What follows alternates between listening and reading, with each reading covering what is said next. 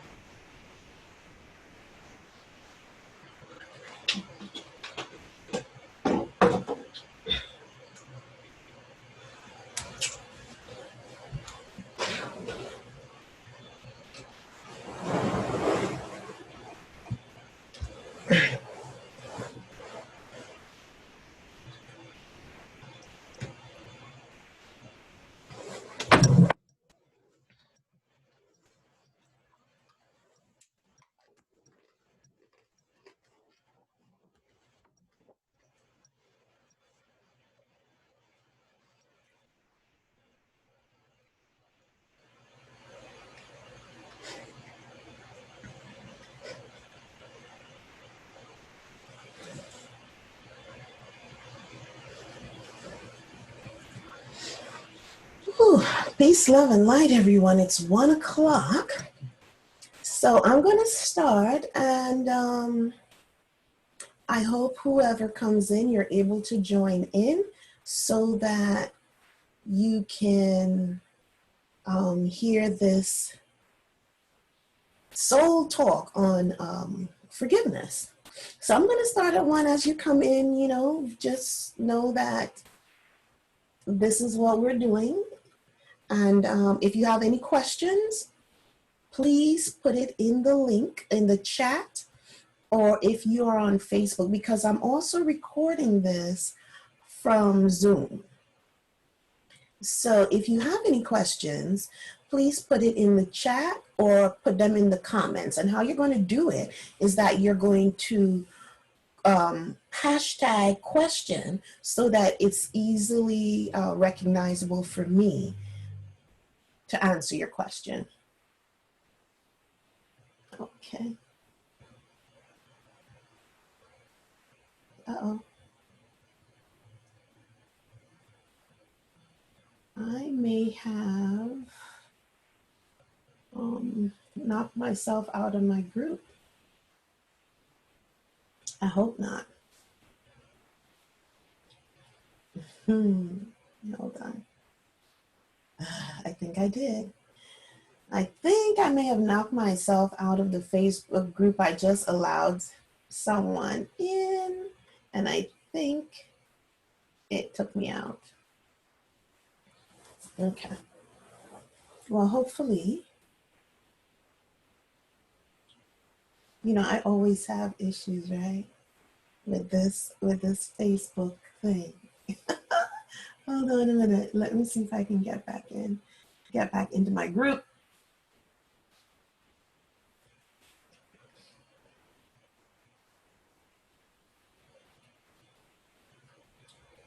Okay, here we go. I'm back in my group. Okay, so here we go. So this topic is about forgiveness, and it's titled Forgiveness, the Art of Self-Love, because we're going to talk about how forgiveness filters into all areas of our lives. The majority of people, when I ask about forgiveness, they tend to think about forgiving the other person, someone outside of themselves. And this is where I differ in so many ways. So I'm going to, okay. So let's begin, because I'm getting a little bit distracted with coming in and out of the group. So as I was saying, it tends to filter into so many different areas of our lives that we are not really aware of. So the only way to manage this forgiveness is by actually looking at the definition, and seeing the role that it plays in our lives. So let's start off by one, I want to say thank you for whomever is watching this video, be it replay or live with me. I want to say thank you very much for showing up and giving me the support. I also know that at this time with COVID, that it's very difficult for us to kind of get a sense of grounding, a sense of knowing who we are, because there's so much that's taking our attention away. So I look at this actually as the perfect time for us to go within ourselves and start to do some of the work that we really need to do, but we've been putting off because we've been so busy. We multitask and do all sorts of things throughout the day. So it doesn't give us time to look at those things that we really need to look at. So we tend to push ourselves aside, and we're not standing up for ourselves. So this quarantine time is giving us that time to do so. So it only makes sense that we begin with the topic of forgiveness, because forgiveness, it's our journey inside. This forgiveness that I'm talking about, again, has nothing to do with the other person. It is the introduction to our authentic selves, the self that serves our highest good. Being inauthentic then brings about what I call the dis-ease, the anxiety, the depression, food insecurity, anger, sadness, low self-esteem, low self-worth. And so with all of that in mind, I want you to start to look at how are you feeling? We ask that question, how are you feeling? And it's like, oh, I'm well. But we really don't reflect on how are we really feeling. And then we think the other person really doesn't want to know how we're feeling. So we kind of like buffer or kind of like, we're doing well, thank you. And we keep it moving. I'm asking you today, how are you feeling? So think about that as I give you a little bit more information. So this class is just this. It's a class. It's not a training. It's not a program. It's a class. And my intention is to begin that process of forgiveness. Forgiveness with the awareness of being, capital B, capital E, ING, being ready to heal from the experience that is causing self-harm. From the experience that is causing self-harm. It is said that forgiveness is the most difficult task in our lives. And I believe that it is difficult because of the agreements that we have made that created a law. Hold on, I'm getting chats. That created a law. Many of you will hear me talk about the 4 agreements and the 7 spiritual laws. Those of you who have known me, who have had sessions with me, know that those are the foundations that I have used to heal, to transform, to bring about a sense of being, and to get others to stand in their authentic selves. When we approach wellness as a calling, as a process that heals our human form, we find an approach that heals us. Human form, human form. Remember that we are spiritual beings walking this earth in human form. And so it's not the spiritual being that is challenged, it's the human form. When you think of human form, I want you to think about it being here. Being in your mind, your mindset, where the ego lives. This is a process. So this isn't anything that you're just going to listen to this and think about it, and absolutely not. It's a process. So it's something that you will revisit over and over and over again until you make it your own. Until it morphs into who you are. So this class is meant to prepare you for movement forward. Forgiveness propels you forward rather than keeping you emotionally engaged in an experience or trauma that does not serve your highest good. So know that this class is going to spark some questions because I'm asking you, how are you feeling? So go into that question more and more as you listen to what I'm saying, right? So spiritual beings are always seeking the highest good, always. So we are spiritual beings walking this earth in human form. It is not the spiritual being that is challenged. It is the human form. We are propelling forward. And this propelling forward is known to elevate your mood, to enhance your optimism, to guard you against anger, stress, anxiety, depression, because it takes you out of your history.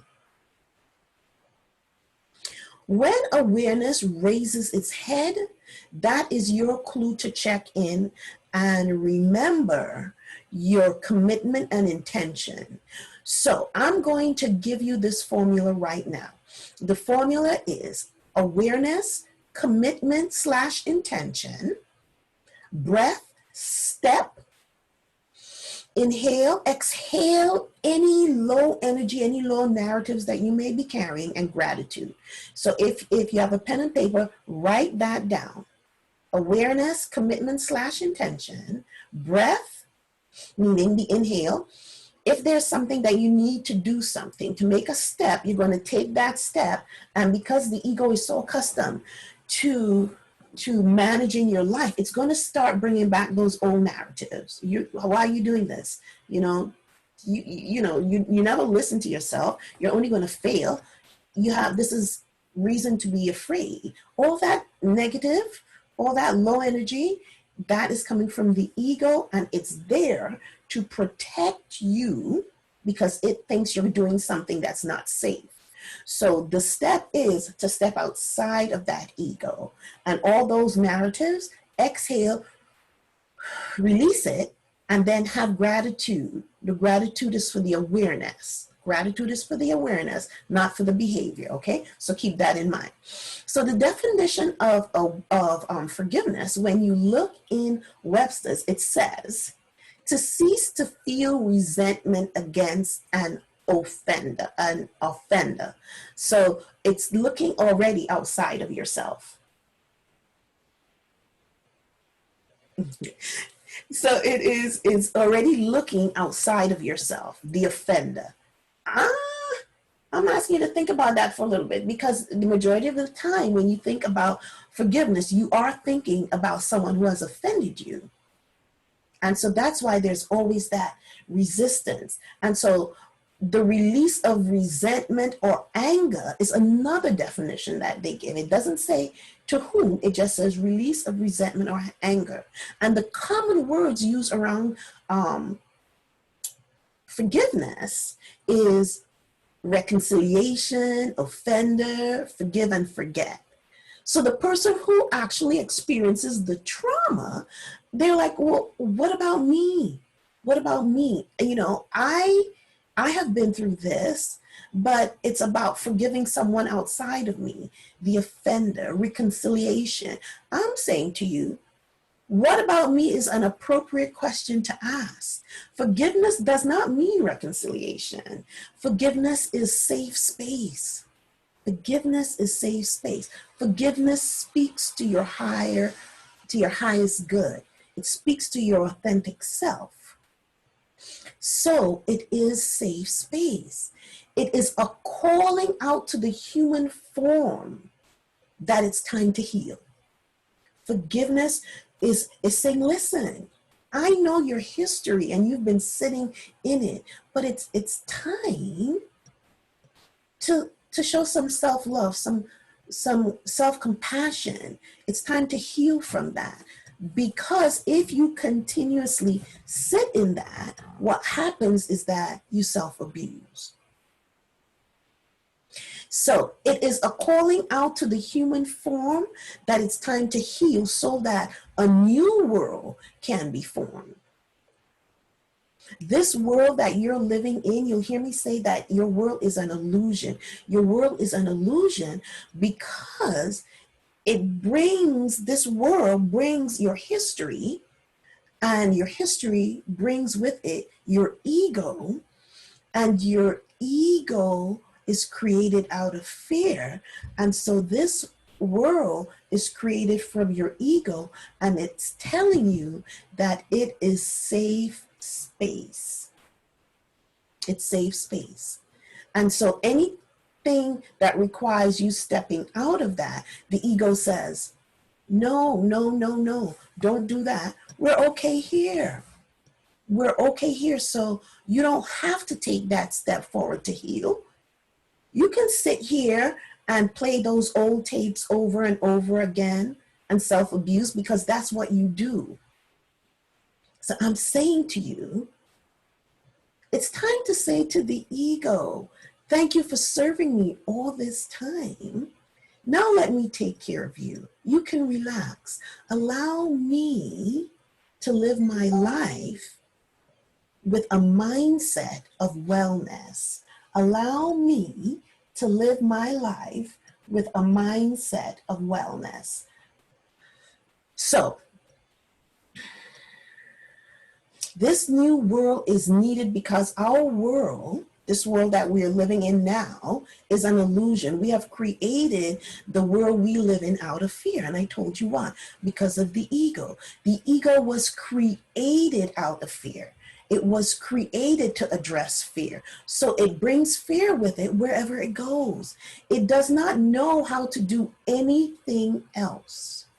It protects us and creates that fight or flight within us, that sympathetic state of mind. So We live like that all the time because the ego has created this world that we're living from. The human form is very dependent on the ego. It keeps it safe. By understanding the role that the ego plays within the human form, what I call remembering, we are able to see the narratives that have been written, reacted to, and lived by. Now that you are being given this information, it becomes your responsibility to create wellness in your life. When we don't know, we do what we know how to do. But when we know, it's our responsibility to do what we know and to do it to the best of our ability. So keep in mind, responsibility is the ability to respond rather than react. Responsibility is the ability to respond rather than react. So this remembering allows us to be responsible in writing new narratives. Why? Why is that important? Because it is our responsibility to engage in self-inventory for our wellness and to heal from dis-ease. When there's something, we have identified something not right with us, there's some kind of imbalance, it becomes our responsibility to respond to the situation. So whatever it is, it may mean forgiveness. It may mean forgiveness. It may mean more self-love. Whatever it is, know that it is our responsibility to heal, to address those issues.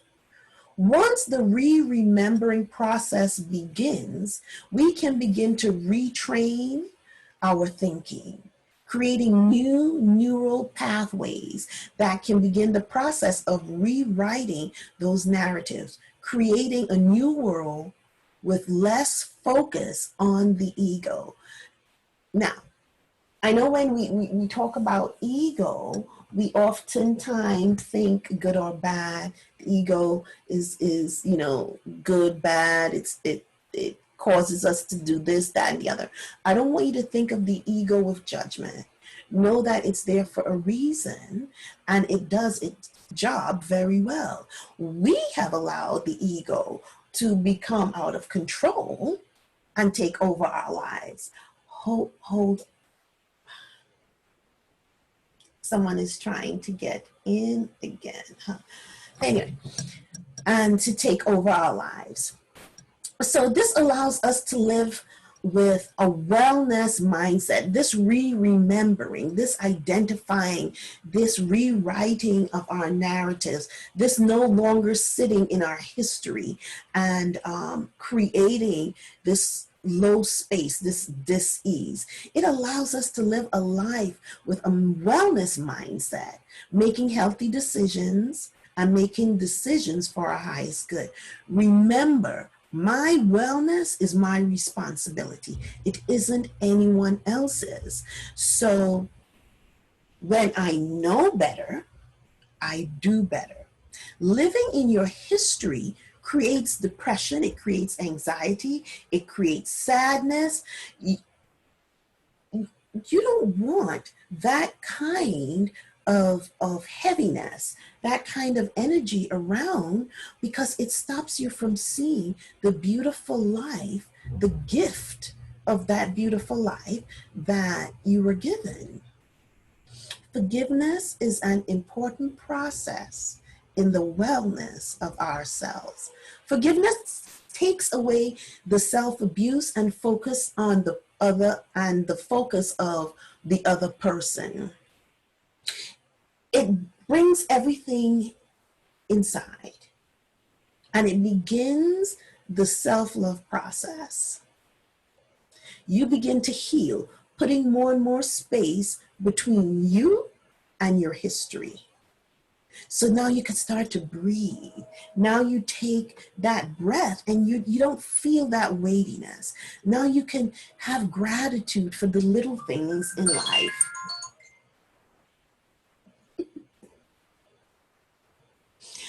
Oh my goodness.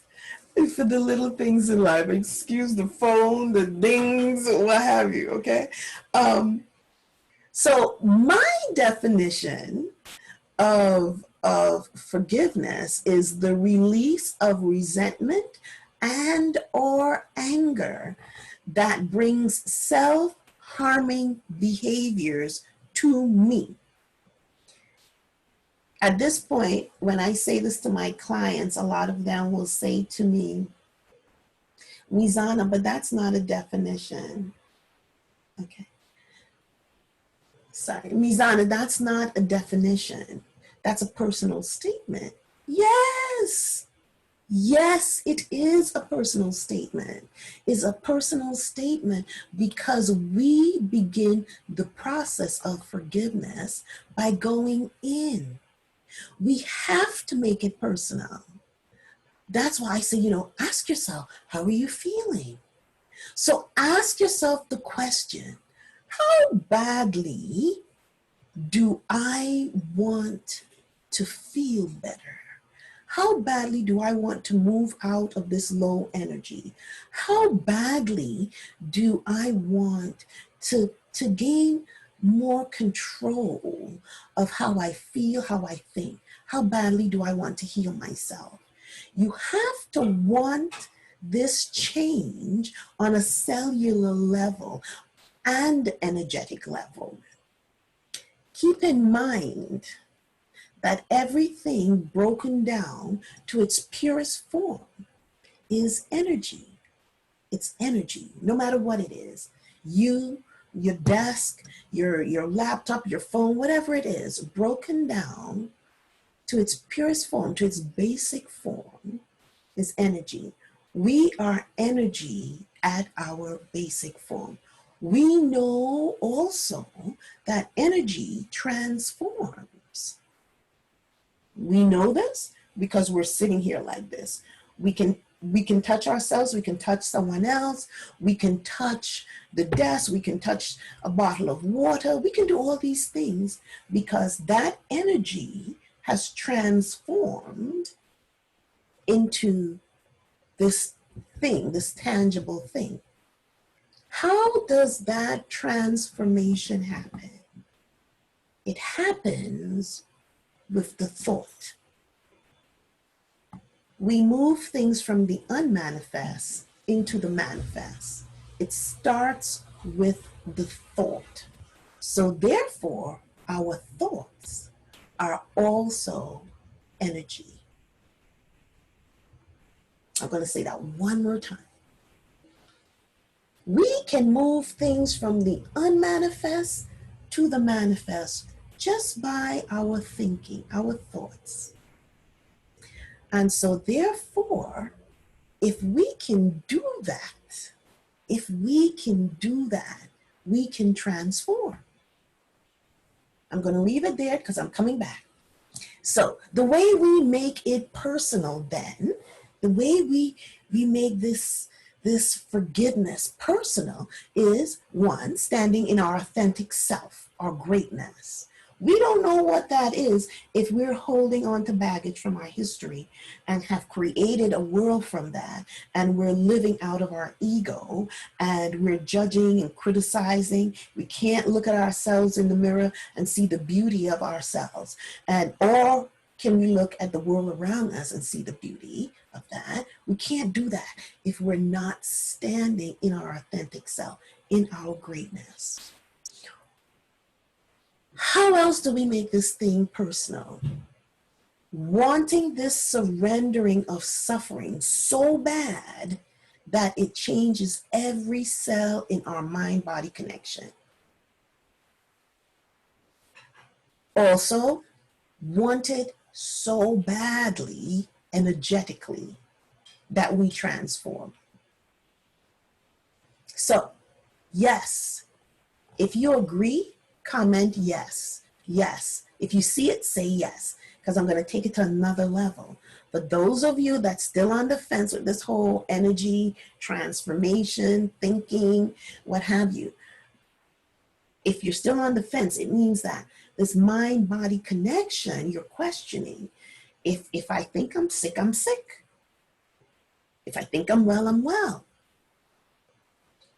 So for those of you that's still on the fence about this energy and transformation, there's something called false pregnancy. This is to tell you how strong the mind is. False pregnancy, also known as phantom pregnancy, hysterical pregnancy. The clinical term, however, is pseudocysis. Okay, I want you to look it up and just read about it, and just to see where I'm coming from. And it's spelled pseudocysis. And that is the belief that you're expecting a baby when you're not really pregnant. So here's the first thing. The first thing is a woman can use her mind to create these symptoms of pregnancy.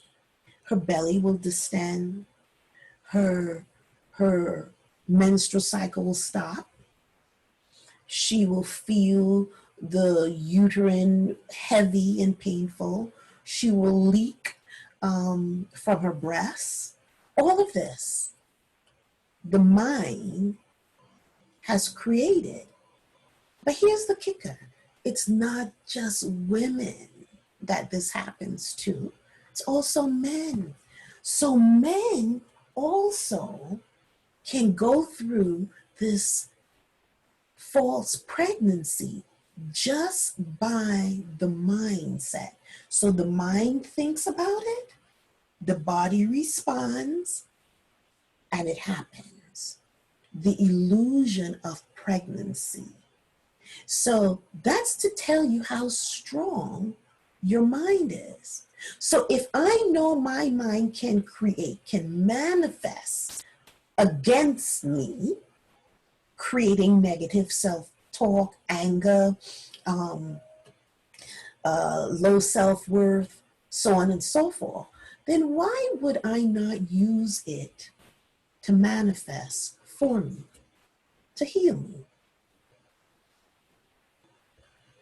So another way to make this thing personal is to go within ourselves and to remember, retrain, and rewrite our narratives. Remember, retrain, and rewrite our narratives. So just so you know, this is what I'm giving you are techniques and tools that I use in order to bring about transformation with my clients. So some of the things may not be familiar to you, but I'm using it here so that you can at least get an idea of what, of the direction in which I'm going, okay? So now, if we can remember, retrain, and rewrite our narratives, it will create new neural pathways in our brain. This is needed because the old narratives that we have created, they have dug these tunnels in our mind that must be paved. And a new healthy pathway must begin in order for us to see this transformation, in order for us to see that we are worthy of this self-love in order for us to heal from our trauma that has kept us stuck in our history. We have to build new or create new neural pathways in order for transformation to occur. So, retraining our brain, our ego also lives here, remember, our conscious mind, to work for our highest good becomes very important. We can't do that living in our history and not seeing that we are deserving of better things. We can't do that if we're angry with ourselves or the behaviors or have no self-love. We can't rewrite our narratives. We cannot create a world of wellness. And so I'm using wellness here because I'm defining it, excuse me, as the quality or state of being in good health. Being, B-E, capital B-E-I-N-G, in good health, especially as an actively sought goal. So being is not just sitting there. Remember at the beginning, at the onset of this video, I said it's something that you do over and over and over again until it becomes one with you. And then you do it, but you do it in your own unique, special way. So this actively sought goal is, what is it that I want in my life? How do I want my life to live? Do I want peace and serenity? Do I want to stand in my authenticity? So if that is your sought after goal, which then would become your intention, remember I gave you the key, awareness, commitment / intention, that will be your intention. Your commitment is what you are committing to every day,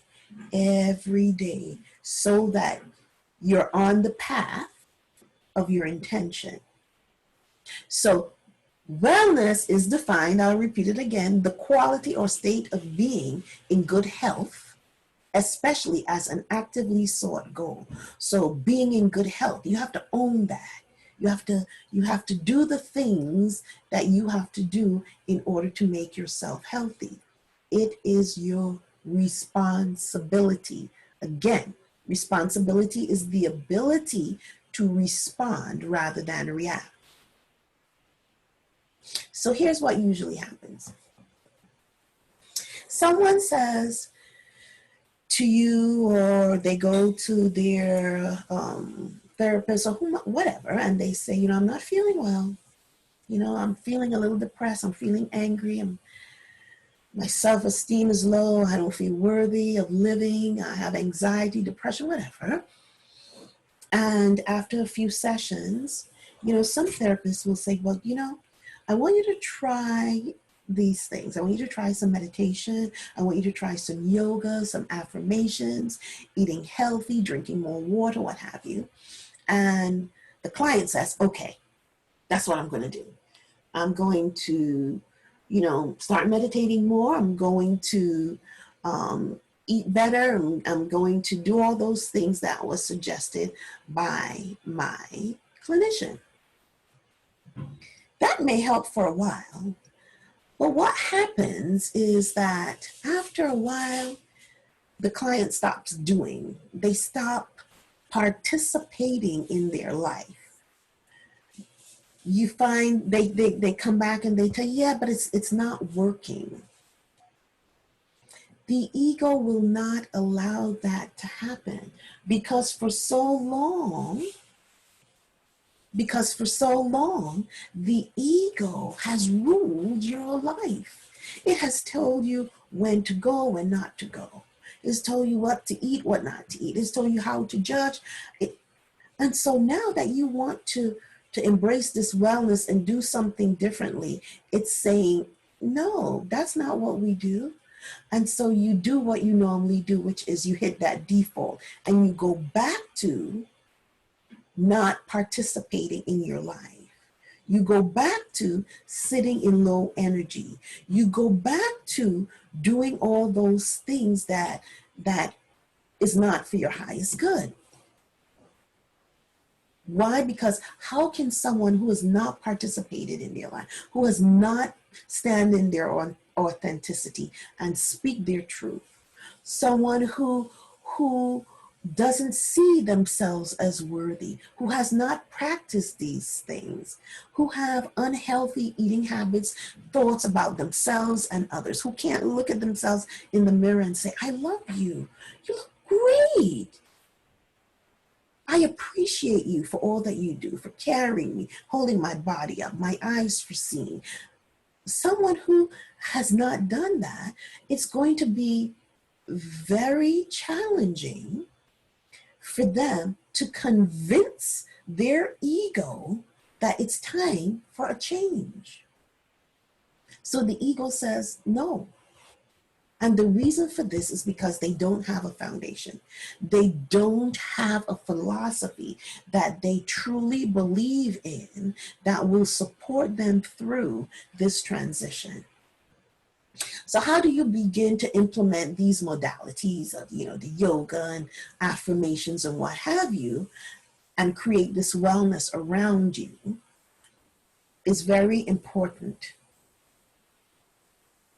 Because if you don't have a foundation, you find that your affirmations, your meditation will become very frustrating, and you become angry because you think you should be able to get this and it's not working for you.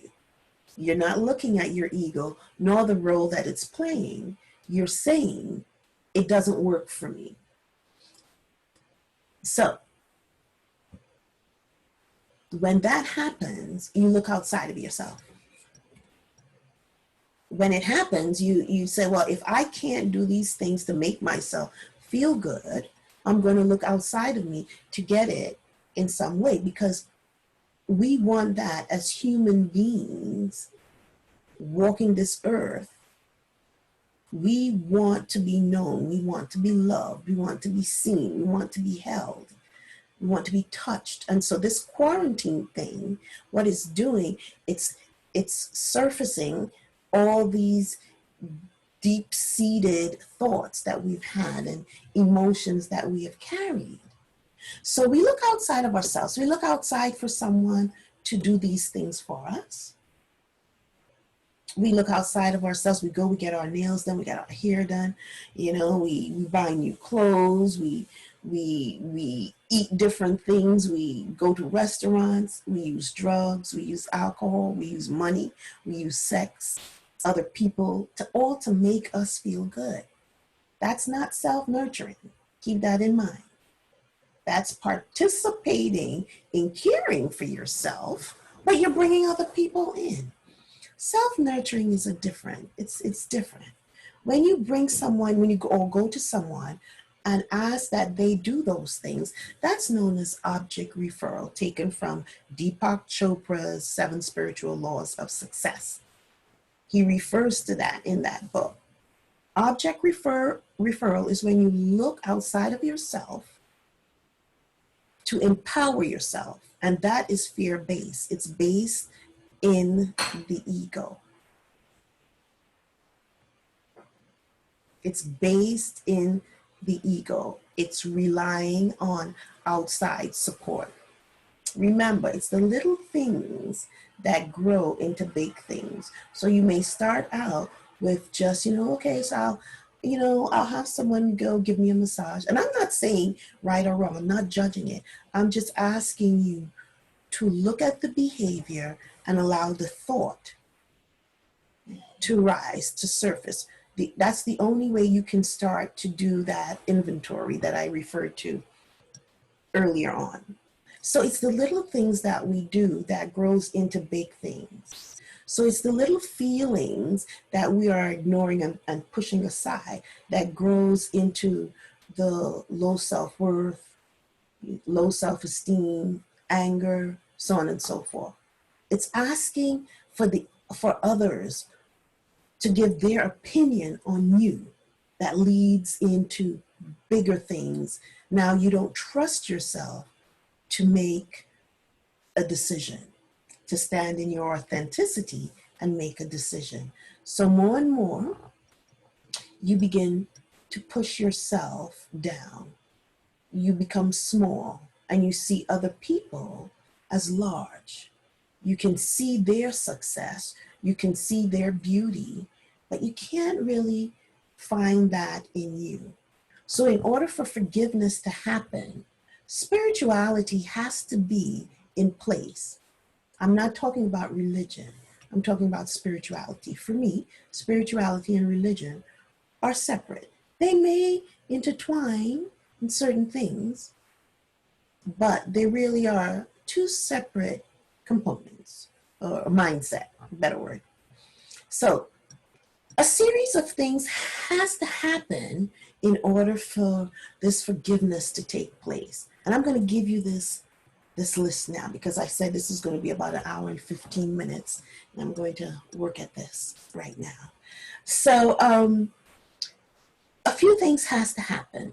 A readiness to change old thought patterns, that has to be in place. Wanting to change on a cellular level, wanting to change on an energetic level. You have to want this so bad that you're like the woman who is 75 and misses carrying her children because they're all grown, and she wishes so badly on this level, this energetic level, this cellular level, that her mind believes that her body is pregnant. And so she shows the signs. So the other thing that has to happen is the awareness. Remember, I gave you the key earlier. So the awareness, which is a part of a formula that I have in place that works with the 4 agreements beautifully, so that it brings about this transformation. So the awareness of a situation, you have to know your pain point. You have to know the experience, the trauma, and begin to peel that onion so that you can speak about it impeccably, so that you can understand it for what it really is, so that you could see how it is affecting the way you live. So remember I told you about the 4 agreements and how I used the 2? Here's the first agreement. So the first agreement from Miguel Ruiz, 4 agreements, says you have to be impeccable with your word. I'm saying yes, that is true. In this forgiveness process, you have to be able to articulate your situation, your pain point, your dis-ease with impeccability. You keep in mind, impeccability, when he uses it, he says, it speaks with integrity. Say only what you mean. Avoid using words to speak against yourself. Use the power of your word in direction of self-truth and self-love, which is sacred medicine, right? So something else that has to be in place is that you have to be ready to write your trauma, your situation impeccably, or speak from it, standing in your authentic self outside of you. You have to either be able to speak or write it out. You have to bring it outside of you, outside of your mind. And this is where that authenticity starts to trigger in. Because in order for you to do that impeccably, you have to be able to know that it is not harming you today. It is the thought that you carry from your history that is causing this disease, this dis-ease today. So when you are ready to write it impeccably, or speak it impeccably outside of yourself, stand in your truth.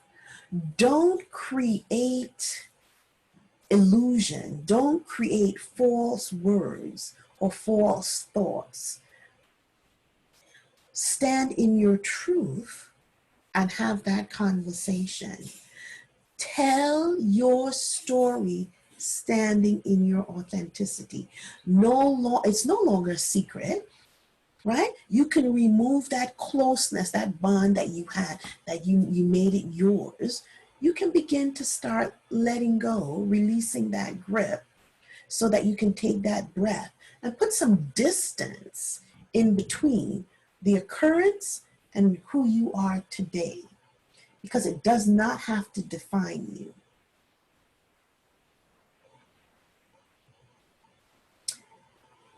So in order to do that, here's where the commitment / intention comes in place. In order to stand in your authenticity, to speak your truth, in order to take it outside of you, be it writing it or telling it in a group or what have you, you have to have a commitment and the intention. A question that you can ask yourself is, why am I doing this? What is my pain point? So an example would be, if my pain point is depression and not being able to move from out of that, not being able to see the beauty around you because you're so heavily burdened with this low energy, the intention would be to lift out of that. My intention is to live a life of peace, of love, to be able to see the beauty around me and have gratitude for my life. So that can be the intention. The commitment is those things that you do daily to keep you on your path to that commitment, okay? So you have to ask yourself, why am I doing this? What's my pain point? Why is it I feel that I need to have this transformation right now? You have to affirm what has hurt you in your eyes. And you also have to affirm that you did not do anything to deserve it. But again, that is standing in your authenticity. If you did something that caused you pain, that has to be your truth. You have to look at it for what it is and not blame a situation or a person. So keep that in mind. The other thing that you have to do is to make a commitment to yourself to feel better when you can feel better. So many times, we're in our process and we're doing these things and we're noticing that, you know what? Today I don't feel so heavily burdened. Today I have a bit of clarity. But because you know that for the last 10 years, you were fogged and bogged down with this heavy attitude, you go back there. You're like, I wonder why, like what? And then you revisit it again. And then you bring that stuff back and you repeat the cycle. So you have to make a commitment to yourself that when you feel better, you do better. And you feel better when you can. There's no need for you to beat yourself up. It is for you and no one else. So you don't have to, you're not doing it for anyone. You're taking these steps, these gentle steps to bring about a healing. And so agreement number 4 says, always do your best. Do your best is going to change from moment to moment. It will be different when you're healthy as opposed to when you're sick. Give yourself permission to surrender, to allow, and to trust. Surrender, allow, and trust. That is the acronym SAT. Surrender, allow, and trust the process. Under any circumstance, simply do your best. Then you will avoid self-judgment, self-abuse, and regret. Also, forgiveness does not mean reconciliation. Forgiveness does not mean reconciliation. It does not mean condoning behaviors that harmed you in any way, or surrendering in any form to someone else. It does not mean that. In forgiveness, we seek peace and self-love that comes from a healing of those old wounds. Remembering, retraining, and rewriting your beautiful life. Not being held by something that rests in your history. You begin to take what you saw as offenses less personally. You start to understand that that's that person. You choose to move away from the suffering that the ego has you anchored to. You understand the role that the inhale plays and the exhale as you step into your greatness. You remember. Also, change perspective on your life. Non-judgment is key.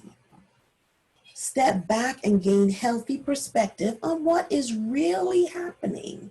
Experience the experience with non-judgment. Know that what you are feeling is coming from self-inflicted suffering.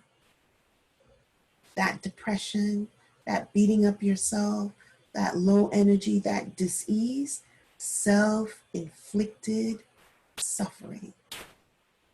We don't have to do that. That's self-abusive. Your dis-ease is coming from your hurt feelings. The story that and the narrative that you have created that has allowed you to say, someone else is causing my pain. No, we need to rewrite that narrative. So, the moment you are aware of your dis-ease, your ego will now throw in that fight or flight. I'm giving you a heads up. Because when you identify, oh, I'm feeling anxiety, I'm feeling depressed, that ego is going to send you into fight or flight. And this is where you practice the formula. And this formula is stress management to the nth degree. It soothes your body's sympathetic response, that fight or flight. Here is where agreement number 3 plays a very important part. Agreement number 3 says, don't make assumptions. Find the courage to ask questions and to express what it is you really want. Communicate with self as clearly as you can to avoid any misunderstanding, sadness, and drama. You want the ego to know that it's okay to relax. Let me manage this. This one agreement, the agreement of not making assumptions, is freedom. It is freedom. It transforms your life. Affirmations will work right here. So as you practice this forgiveness process, here's where I say to my clients, to my audience, to whomever, here's where we begin with affirmations. They work right here because your mindset now is changing. You now start to understand the role of self-love and self-nurturing. you start to understand the forgiveness. And so you're not thinking about forgiveness having to do with someone else. You understand the role that it plays within your life and within you. So now you can start implementing affirmations. Don't be hard on yourself. Know that it takes time to surrender fully. What you perceive as trauma and worthy of holding on to for this period of time, it's going to take a little bit of time for you to begin to understand the importance of letting it go. And as you know, with everything that you're releasing the grip from and making transitions, has to have a grieving period. So you have to allow yourself to grieve through letting go, because you have carried it for so long. But what you also have to know is that you're worthy of this. You are worthy of this transformation. You are worthy of this wellness mindset. So it's going to happen. You're going to default back. But because you have the information and you know what responsibility is the ability to respond rather than react. You know how important that self-assessment is. You know how important self-love is. And you know now information that you didn't have before. So now, even though you default back, you can catch yourself, the awareness, and you go through the keys. So you're going to go through these keys over and over many times throughout the day. Then all of a sudden you're going to find that I'm no longer doing that as often as I once did. And the reason for that is you are putting distance in between your trauma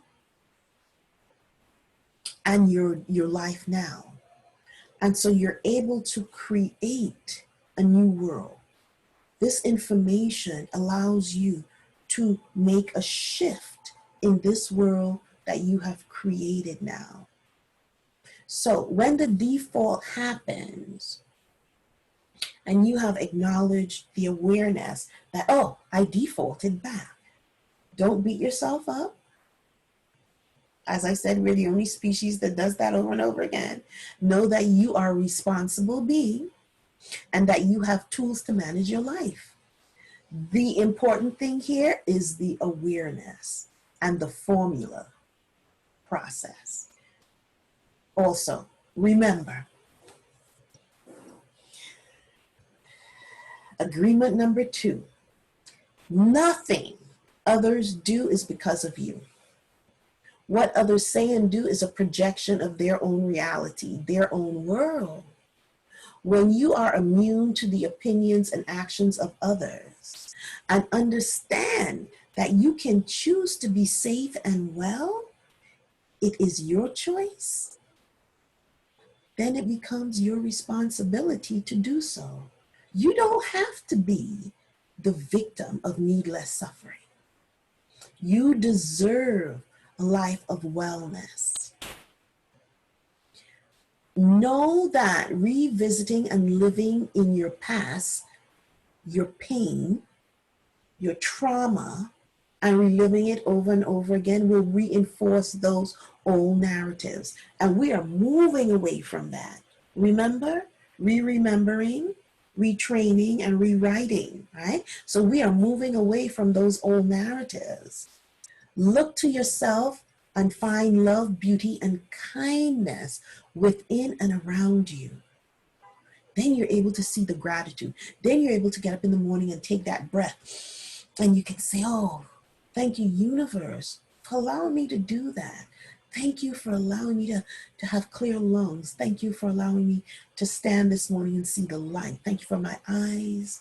Thank you for my legs that's holding me up. Thank you for my senses. And you can go through the list because you're able to see the beauty around you. You're able to show gratitude. When you're sitting in low energy, that's challenging. That's why affirmations and meditation becomes a challenge. So show gratitude for what you have and put to rest the poverty-stricken mindset of you. Poverty-stricken mindset is you focusing on lack, what you don't have. This is where the ego lives. And so when you get that awareness, oh, I'm focusing on my lack and not my gain, what I have around me, that awareness, you go through the keys again, ending with the gratitude for the awareness. With new insight, with this new insight, know that your history is a part of you, but it doesn't define you. If you want to use your history, use it to manifest greatness, to teach others. Use it to instruct others on how to view themselves. So you can turn around that energy, because energy transforms. So stand in your authenticity, your greatness. While you look at your past, know that that past isn't here. It's not here today. It's only alive when I go there, I visit it, and I bring it here in this moment. So stand in your authenticity, your greatness, while you look at your past and know that you are here in this here and now, being grateful for this moment and showing gratitude in so many different ways to others. So peace, love, and light. So that is my class on forgiveness. This is an introduction, the 101. I do have a program that will start in January. Listen, I know I sent out some information about Aging Gracefully as the program that I'm starting in January. But I got so much feedback about this forgiveness program that I'm thinking that maybe it will be the forgiveness, the full program, where you will learn the formula, you will learn the 4 agreements, you will bring those 2 together so that you can see how to create this transformation within yourself.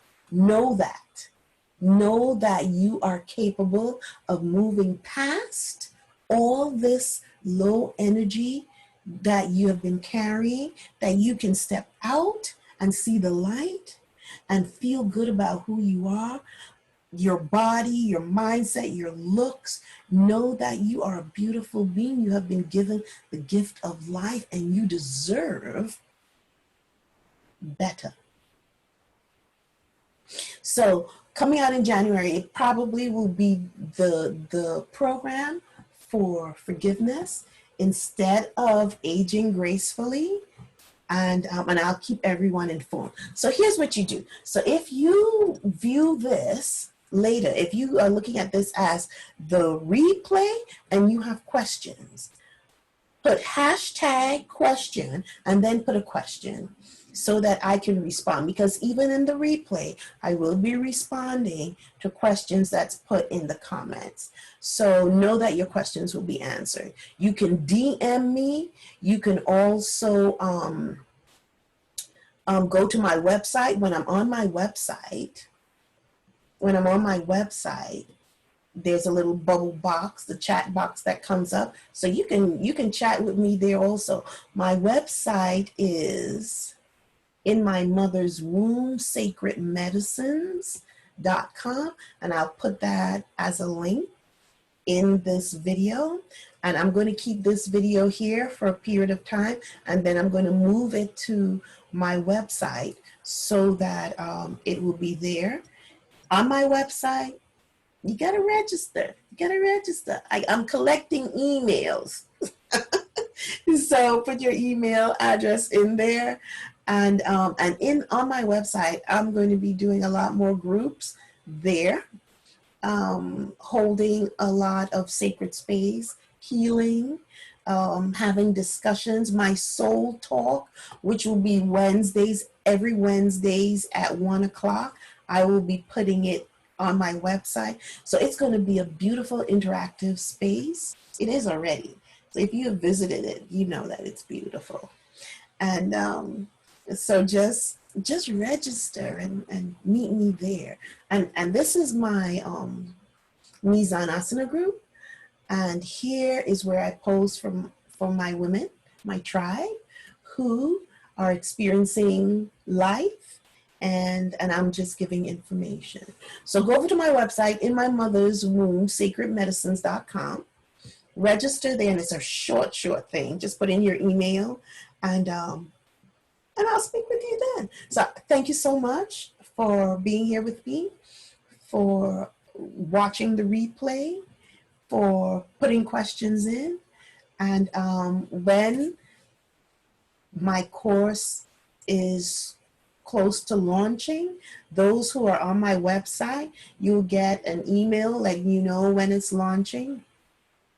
And if you're interested, you will get in contact with me. I'll ask you a few questions to make sure that this is what you're looking for, and we will take it from there and we will transform.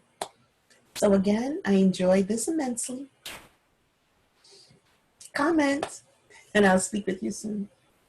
Ashe.